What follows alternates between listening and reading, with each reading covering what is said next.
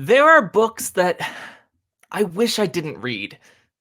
These aren't those, but sometimes it kind of feels close. Interesting. We're a pretty positive channel. Today, maybe we're going to go to the dark side just a little. Check it out.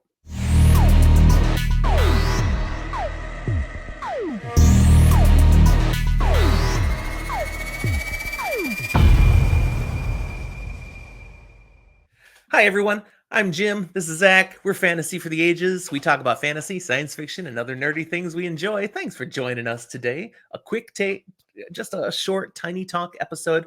Zach's got 10 books he almost regrets reading, which means he doesn't regret it. No, in fact, many of these I don't regret at all, except for the fact that there are caveats that I wish I had, or I wish I'd done this instead. And so I almost wish I hadn't read it yet. Is this a ranked list for us? Are you going to go No. from the bottom to top? No, this is just a random collection of 10 books. No particular order, because as I was making this list, I had to sit there and go, so many of these books are books I enjoy, books I like, and yet they fit on this list of almost regretting to read them for one reason or another. So I've included what the books are and why I almost regret that I read them. See, I like that. We tend to keep our 10 lists, 5 lists, top lists for awesome things. And this isn't awesome. No, it's just a collection of things. Little issues of things. All right, so give it to us. I'm wondering if I've read these too. What are the 10 books? Read all of these. Okay. All right. We'll see if I agree at all. Or if you've just lost your freaking mind. We'll find out. My first one I've talked about semi-recently on the channel. And that's Magician Apprentice and Magician Master, the first books in the Rift War saga. Which you spoke very positively about. I enjoyed these. And that's why I almost regret that I read them. Oh, I know where you're going now. Because I'm aware that I am getting myself into like a 30-book long series. And I'm aware that it's something that was written a while ago, and I didn't really want to like them, but I did. So I'm okay with the fact that I read them, but I also know that I've added things to my TBR, and I've pushed other things further back, and I'm going to be sitting in that realm for longer than I anticipated, because I ended up actually liking them. Nice, nice. Thank you, Raymond E. Feist, for blowing up his TBR. The next is a wild take for me to be on this list. Okay. Because I love these books. It's the Stormlight Archive. I gotta hear this. I almost regret reading these books because of when I read them. I put off reading these books intentionally. Yes, you did. Because I wanted to be able to go 1 through 5. I knew it was going to be a 5-book arc, and then there was going to be another 5, and so I was like, okay, the first chunk, I'm going to put them off, and I'll just read them all. Okay. And I put them off, and I put them off, and I put them off, and eventually I said, I'm done putting them off, I want to read them. And so I read the first 4. And then have been waiting for a little over a year. Exactly what you didn't want to see happen. I still have almost a year to get to the 5th book.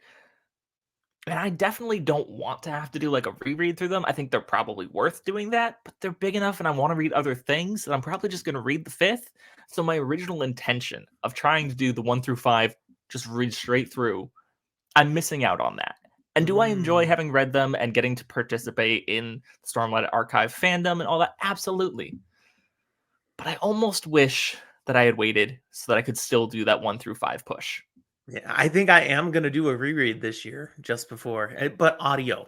I've never done them on audio, so I think I'm going to listen to those 4 again. I did the first as an audiobook, and it worked pretty well. Okay. The next one is a similar issue, but very different reasoning. This is A Song of Ice and Fire by George R.R. Martin. Okay. I think these are good books. I enjoyed them. I think they're great books, but we're a little different on that. I almost regret that I read them because I'm always going to be disappointed. I'm not going to get the end of the series, and I'm not going to see the conclusion for something that I enjoy. The only ending we ever get is what HBO did. That is, which was bad. The only ending you get is something that was bad, and I'm fairly confident that this one is not being. Even if we get one more book, which we probably won't, we will not get the end of this series. And so I don't regret that I read them. I enjoyed my time in that world, and I wouldn't rather have not. But that's always going to be something that's missing that I wish I had. Fair. Okay. What's your fourth one? My fourth one is another wild take. I almost regret that I read The Wheel of Time. Oh, wow. I'm going to hide now. The reason being, it is one of my favorite fantasy series. And it is really hard to convince other people, especially non-fantasy readers, to read the series going, hey, it's really good. You should try it so we can talk about these books. And I like this world, and I think you would like this world, and let's read it. It's really hard to get people to commit to 14, 15 books. And even if you do, it's really easy for them to only get through like 4 or 5 and then just peter out because there's just so much. And so I almost regret how much I enjoy these books, that these are such a big part of my fantasy background and enjoyment, because that's always what I want other people to read. It's not necessarily what I recommend first. A lot of people who've read them that you can talk to about Absolutely. But my big thing is there are people who have read them that I can talk to about it. There are people who have read them who have become my friends. And then there are friends of mine who read who have not read them. And I'd like to talk to my friends who read who have not read them about them. And so I want to be able to share that with them. And I just know that it's really hard to sell. Hey, come on. It only took 30 years to get your mother to read them. Only took 30 years to get mom. Only took like 20 years to raise someone to be able to read them themselves. It wasn't quite 20, but point you have time. Stands. You have time. I don't want to wait that long. Get Rolly to read them. No, but he is sometimes my reading buddy, so I could probably just read it out loud and he'd get there. Hey, there you go.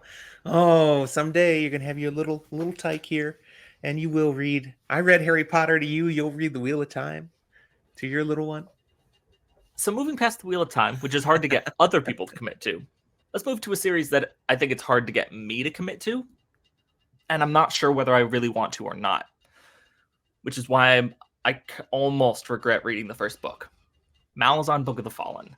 First book, Gardens of the Moon. I enjoyed it. But am I really committed to getting into that world? At least the 10 books, that's hard enough on itself. But then there are so many other interweaving stories and other extra things. And it's hard to get me to read extra things, especially like little novellas and stuff that add to the plot but aren't necessary for it.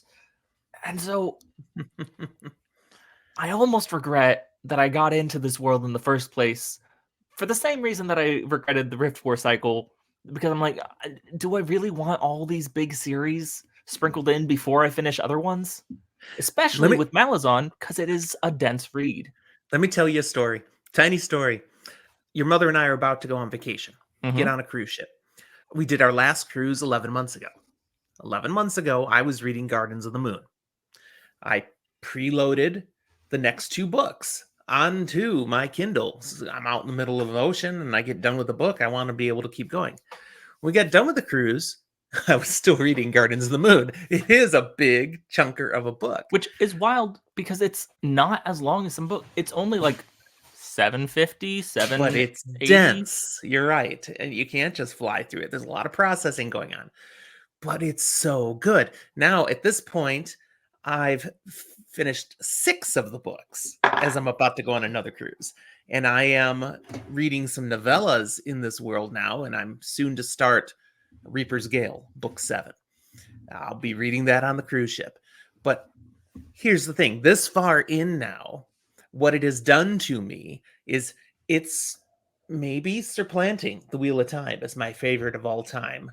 I'll do an episode on that somewhat down the road, but I'm reading just a novella right now in this world. It's not part of the core story, but I've gotten so immersed in this world. This is the thing you're almost concerned about, that as soon as I picked up the novella and started reading, I'm like, just feels good to be in the world of Malazan. It's so immersed and enjoyable.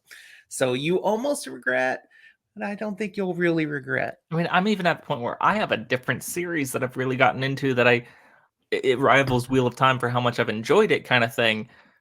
And I don't know if I'm maybe I just have commitment issues. I don't know if I want to commit to another series like that yet. You do have commitment issues when it comes to books. We know that. Not this Okay, year. what's next?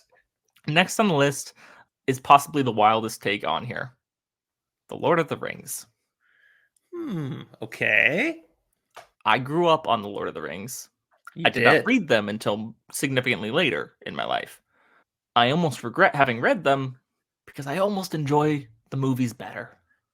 Thank you, Peter Jackson, for excellent adaptations. It's really good. I can't say that about the Hobbit movies. Leave those alone.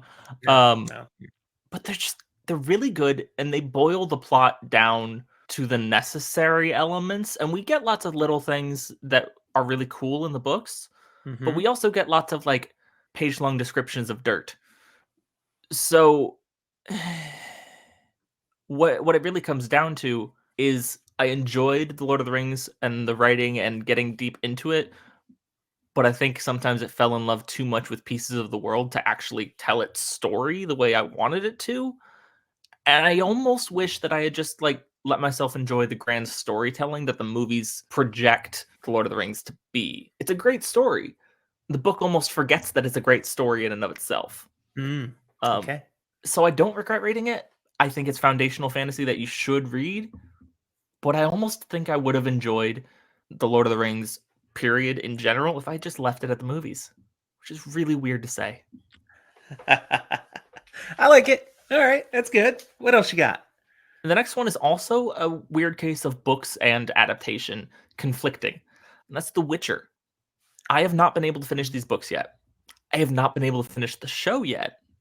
And Really? both of Huh. it is because the differences and similarities, some of them bigger than others, some of them being portrayals and relationships between characters, have made it really hard for me to enjoy one or the other. Both. I enjoy both of them, but some of the things that I enjoy most about each of them are the things that they change about the other. And there's just a juxtaposition that my brain doesn't like. And so it's Okay. really hard for me to commit to I like the books better or I like the show better or appreciating them both individually because they are so intertwined but so different. And so if I had just not read the books, maybe I could have enjoyed the show. Or if I just not watched the show, maybe I could have just enjoyed the books. Yeah, I know this may come off harshly, but I actually think I enjoy the show better.